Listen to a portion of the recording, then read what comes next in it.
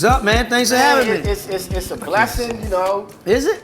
Yeah, it's a blessing, man. Wait till after the interview. Well, it's one of those things where it's like, I was talking to one of my friends, and I was talking to my wife actually, and the first thing Did she ask about me? Yeah, she said Fat Tuesday. Yeah. Get this guy out of here.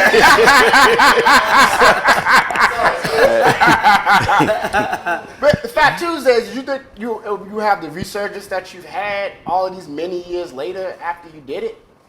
What the Fat Tuesdays, man, was an assignment, man. For those who don't know, it's a documentary out on Amazon Prime right now called Fat Tuesdays.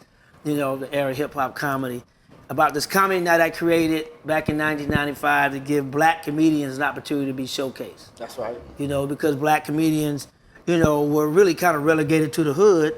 You know, we weren't really up on Sunset like we should have been. You know, on Sunset Boulevard, where everything happens. Yeah. And so when I got out to LA in '92, man, you know, this the Comedy Act Theater, which was in the hood, which was like the Cotton Club for black comedians, where all the celebrities and stars came and Hollywood came to scout black talent, wasn't what it was after the Rodney King verdict. Okay. You know, they wasn't coming south to Wilshire after that. Yep. So I was like, man, you know, there's a lot of opportunity down there getting overlooked. I already had representation. I'm like, man, there's a lot of brothers and sisters, you know, not getting seen. So I'm gonna take the hood to Hollywood. And took it to the Comedy Store, and the rest is history, man. What'd you do with your first big check? Did you blow your first big check? No, first big check I got, my brother and I bought our parents a house. Wow. My brother Joe and I brought our parents a house. Where? Second big check, I got my teeth fixed. Really? I can't tell, motherfucker. I put my money where my mouth was. That's one of my guys' jokes all the time. He's like, they spend all this money on booties and titties, but they got the side teeth. All that shit missing back here. Yeah, man. It's all good up here in the front, but the shit is missing in the back. So that had to be the proudest moment, though, to be able to, you know, buy mom and pop a house, man. That's you know, that amazing. was out of all the stuff I've done. That's probably the most important. Yeah. So after 3 years, 3 years of being in LA, you figured it out. Because LA is like it's a lot of lip service, a lot of people talking. In more ways than one. Casting couch is real. Yeah. So to be able to break through 3 years, it probably seemed like a longer time now that you're a little bit older. Or did it seem that it took that amount of time? That's why I say it was an assignment. Because there's no way I did that on my own. There's no way those doors were opened by me. Right. You know, I was only 3 years in the game, 3 years in LA. Who the hell am I? Right? So if that wasn't God, I don't know who the hell it was, because God opened them doors for me, man. And it was just, man, wanting to give back. We were raised that way. We're raised to want to give back and help people, man. So, you know, as a servant, which we were raised to be servants, is how you help others. So Fat Tuesdays was, man, it was, you know, being inspired by Def Comedy Jam, of course. You know, that predated it. And I wanted to do the live version of Def Comedy Jam in LA, which was Fat Tuesdays at the world famous Comedy Store. Amazing. You know what's crazy about it too, because I remember you invited me. Yeah. And I came and I was like, yo, where's it at? And I'm in the front, you know, I'm like, where we at? Oh, you yeah. know, it's nothing but white folks in the front. Yeah, we was in the I'm bedroom. going there like, no, you got to go around the back. You got to go here. You got to go downstairs. I was like, damn, they got us all the way in the back. So were you a trainer back then? Yes, sir. Yeah. Oh, yeah. Oh, yeah. Yeah, he been there a few times at Fat Tuesdays. Yes, sir. Yes, sir. Wow. He was hanging with Odin Polynese at the time. I think Odin brought you up there, right? Odin's one introduced me, and just it was from then on, we just been friends and just always supported and always. Before I got my teeth fixed. That's how I gauge friendships, especially women who was laid down with me. If you gave me some ass with my old grill, you really liked me. You really liked me. That's funny, man. How'd you get into celebrity, like fitness and shit like that? Just kind of fell into it, honestly. I used to play sports overseas and everything, and then once I used to do my workouts and stuff, my buddies were like, we like get up in the morning and getting it done. So I had the rest of the day to do whatever I wanted to do, and then once I retired and stopped playing, the guys were like, no, you still need to work us out. Yeah. I'm like, dude, I ain't getting paid to train you. You know, I don't mind doing my workout, but I don't need to get up as early because I'm on my own schedule at the time. So they were like, look, we about to sign this contract and we'll just go. So Chris Mills actually was the first person. Chris, you know, that's like my little big brother. And he was like, look, man, you got to keep me on point. I'm about to sign this deal. And he had just He signed with needed a Golden trainer. State. Yeah, so. He know that cake and ice cream. He needed that. He needed somebody to keep Mills. his. He was built like a refrigerator. Yeah, so trained Mills, and he went summer league, killed it, destroyed it. Everybody, the family, everybody was happy. And Kobe's dad was at the time. That was like, pro-am back then, though, right? It wasn't the summer league that Yeah, it it was the is pro-am, now. exactly. It was a pro-am The league, pro-am, yeah. yep, Then yes, the yes. NBA caught on. Yep. I'm like, well, we're gonna do this summer league, Exactly. make some money. Make some money. That was my beginning. Yep. I was just out there last weekend, and I don't know if it was the ballers trying to get a check or the chicks out there trying to get a check. 'Cause everybody. there was more females out there than I saw Oh, basketball come on, players. man! Talking about the women. Man, Let me tell you something. People talk about algorithms, right? Gold diggers were the original algorithms because they would study the players and knew what your signing bonus was, what you ate, your favorite meal, your favorite song. So when they approach you, they saying everything that you want to hear. And you're like, oh man, she's into me. She studied you. Yeah. She just like they're the original black gold diggers, period. And I hate the word gold diggers because it's such a negative word. Well, she's Gold not a gold getter. digger. And Go get getter. it. Go get it. All I'm Go gonna say get is it. Gold she digger. might But I not be a don't gold disrespect digger, but she don't mess with a broke Broke nigga. niggas. I ain't mad at them. Yeah, no If facts. they can hustle they thing to get what they gon' do it because the world ain't fair to them anyway. That's right. That's right. It was funny because I was in the elevator and that's exactly what was happening. I was, until who it was, but chick came in the elevator.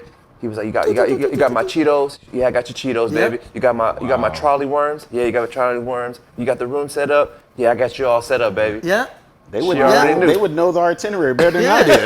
Like they didn't know 'cause I'm working with the players and I will be there. And I'm Right. like, they said, well, they're gonna be here and doing this. I'm like, damn, how do you know this? I didn't know that. I was In my at- head, You I'm said just as here. a trainer, Yeah. So the gold diggers or we don't would mess be with on broke the niggas. elevator or in the lobby. So sometimes I'm waiting for them to come down or to go, whatever, Right. and to meet up. And it's just like they'll be sitting there like, girl, they gotta, they fly out at 4 and then they come in and this, and I'm like, Dude, I went to a Clipper game one time when Odin Pollinace was playing with the Clippers. And, you get tickets from the players. It's in the section with, a lot of tickets. So you got a lot of women there who, are messing with the players or the players gave them tickets.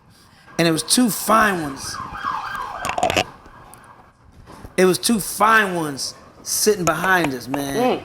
And this football player walked in. I can't remember who it was, but the football player walked in. And one girl like, "Oh, that's so and so. He played for the Chargers or the Raiders or something." And the other girl said, "Girl, don't worry about him. He a football player. They don't have guaranteed contracts." I was like, "What?"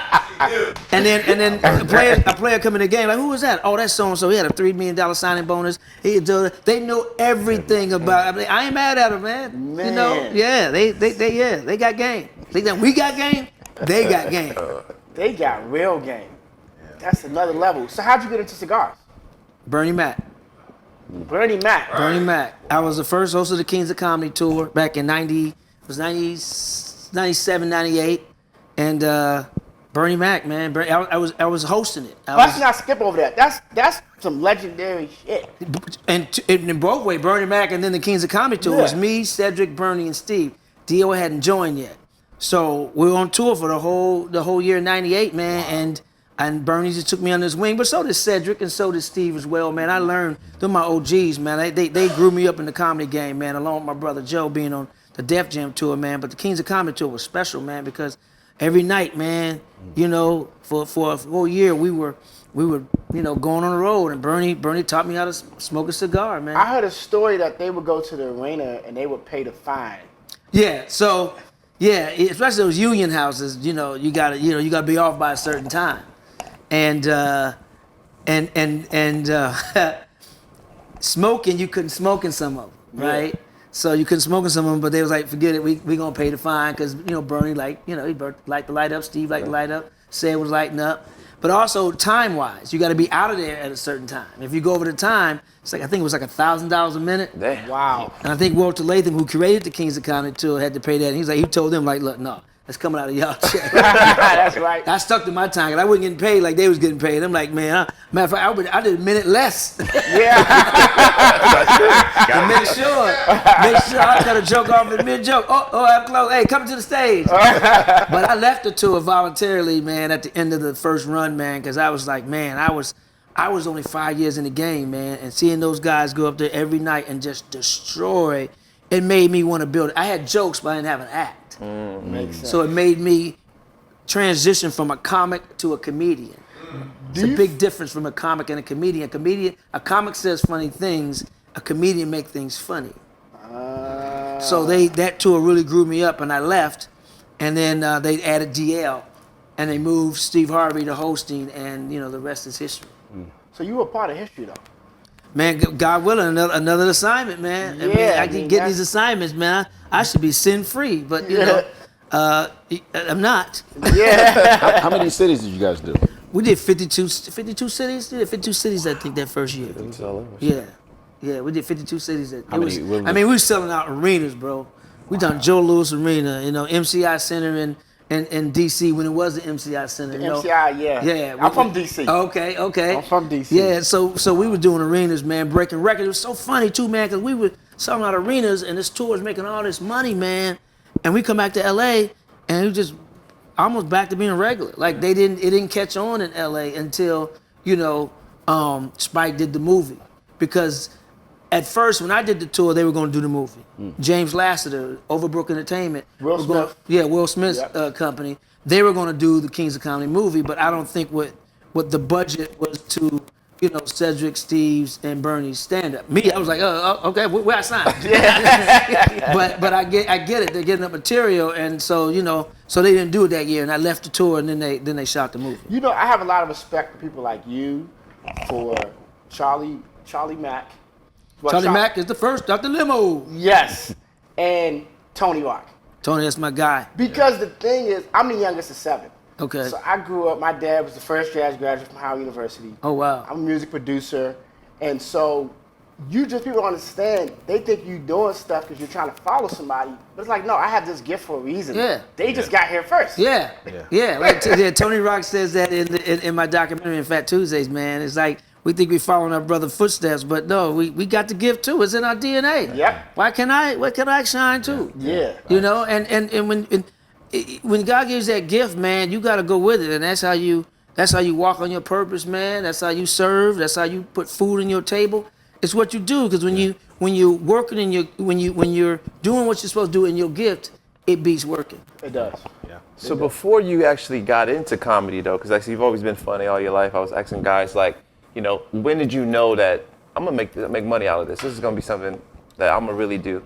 And what were you doing first? Like, what would you do in this? You know what? Fuck this. I'm doing comedy full time. Yeah, I was always a class clown, the campus clown, the school bus clown. We zone in at the football practice, track practice, wrestling practice, basketball practice. I was joning, man, and it wasn't until really, I came to LA and started doing stand up, and then I did Def Comedy Jam after 2 years of doing stand up. And when I did. I started as a PA on a Martin show, getting, delivering scripts and all that stuff, doing stand up at night. And then when I did Def Comedy Jam and I had a really great set, I was like, wow, right? And the part I always remember that really hit me was I was walking back to the hotel from the venue because it was walking distance. We shot in New York. And I stopped at this pizza place, Sabero's, right on the corner of Broadway in New York. Yeah. I think it was Broadway and 44th or 42nd or something like that, right? I stopped in, and I was getting a slice of pizza, and this dude was next to me, New Yorked out, the Timbs, the Yankee hat, the puffy coat, and he was at the taping. He was like, yo, man, you mad funny, yo. You mad funny, yo. You got love in Brooklyn. I don't know why that made me say I could make it in this damn business. Wow. I got love in Brooklyn. I will never forget that moment for my awesome. entire life. Awesome. That was like awesome.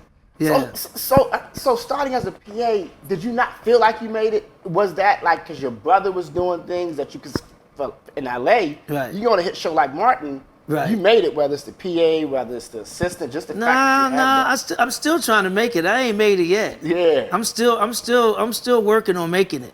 But back then, I just knew it was a stepping stone to where I'm going to be. I saw where I was going to be. I saw all this. That's why, I don't go Hollywood and get Hollywood and act brand new, because everything that's happening, I saw already. You know how I know you're not Hollywood? And people say that. Well, I did get my teeth fixed, though. You did get your teeth fixed. But you know how I know? Because Troy, who invited you here, we were out and we was trying to figure some stuff out, and we had to go grab some SD cards for the cameras and the whole thing. And he was like, yo, guy's the coolest guy. He ain't on none of that Hollywood bullshit. No, man. And when you've been in LA long enough, I'm not in the club, as Ice Cube says. I'm not in the club. that carries a lot of weight when somebody knows you for a long time and they say that about you. Man, I just work on being me, man. I mean, so I heard an interview years ago from Edgerrin James, former running back, star running back, Hall of Famer in the NFL, man. But he was playing and he was being interviewed by, I think it was Jim Gray. And you know, Edgerrin James had the gold fronts, he had the dreads, and you know, and Jim Gray said, you know, you don't fit the stereotypical, you know, NFL player. You know, he said, man, Edgerrin said, man, I'm just being myself. It's so hard trying to be somebody else. I'm just being me. I like that. And I never forgot that interview either. And I never forgot. And I told him, I met him, and I told him that. I said, man, that kept me, you know, from being, you know, I tried to be Hollywood a couple of times. I tried to be that celebrity. That shit is expensive, man. Are you Listen, no, by the time you pay your agent, your manager, your lawyer, your publicist, your assistants, your bills, your taxes, some side chicks, whatever. When you get all done, you back to being regular. Your accountant. Yeah. You back to being regular. So why not just stay regular, man? I'm so regular. If you and your brother started joning on each other, who would win? Joe used to eat me up back in the day, out of respect, big bro, and he's one of the kings at that. Yep. But the way our relationship is now, and I'm a little darker, a little darker on the inside. Now I go for the juggler. I eat his ass up. Did you learn a lot from him? I learned a ton from my brother. I wouldn't be, where I am today without, my brother. First of all, blazing the trail. Yep. And then I always say, when I moved out here, he was like, look, as long as you're in comedy clubs, don't worry about paying rent. You know that how much pressure that takes off of you to pay LA rent by yourself or even help? So that right there, man, was a big step. But then he also, taught me game about, doing stand-up. I'm always going to be big bro. We may not get along. We may fight. We may have disagreements, but it's always going to, that's what brothers do. He's going to always be big bro. I'm always respect him as big bro. So I have a twin brother. Man, two of y'all ugly motherfuckers? It's two of you big heads? No, he's, hey, I want to see y'all. Hey, he handsome though. I want to see y'all in the headbutt contest, man. I whoop his ass. Because we fraternal. Okay. So he's so handsome. I had to propose to my wife before I met his ass. Oh. I had to get a fucking legal binding agreement going on. But brothers frustrate you because even twins, huh? with twins, I love them, and just be business stuff. We made so much money together. Yeah. And it's like now I can't get him to come to LA. Wow, where is he? Where is he? He lives DC? in DC. Back in DC. And I go back home and I see stuff renovated off of TV shows we done music for, platinum records we done been a part of. And I'm like, bro, we did this because you came to LA, so I understand the frustration, Right. but the love is still there though. Love is gonna always be there. That's not gonna fade. And it's something about that where it's like, you can be mad at somebody and then love them. It's a brotherly thing is a weird thing. Right. I mean, he's still a legend. He's a legend, man. Hands down. He's one. And you are too. We're gonna give you your flowers. No, you are too. Yeah, I appreciate that. You are too because you created your own. At first I thought, I see it's real. At first I thought it was a branded thing that you did with you and your brother going at each other. No, it's to real. Separate, but you've made a name for yourself. Yeah. So It always been that way because being the fifth of 6 children and coming behind Joe and my other brother Ramon and my older sister Roberta, who's a real star of the family, and my older sister Christina, I've always had to fight for my position. I always had to okay, I always did what they did, but always I wanted to do it better. I love it. They played football, I played football. My sister ran track, I ran track. Joe wrestled, I wrestled.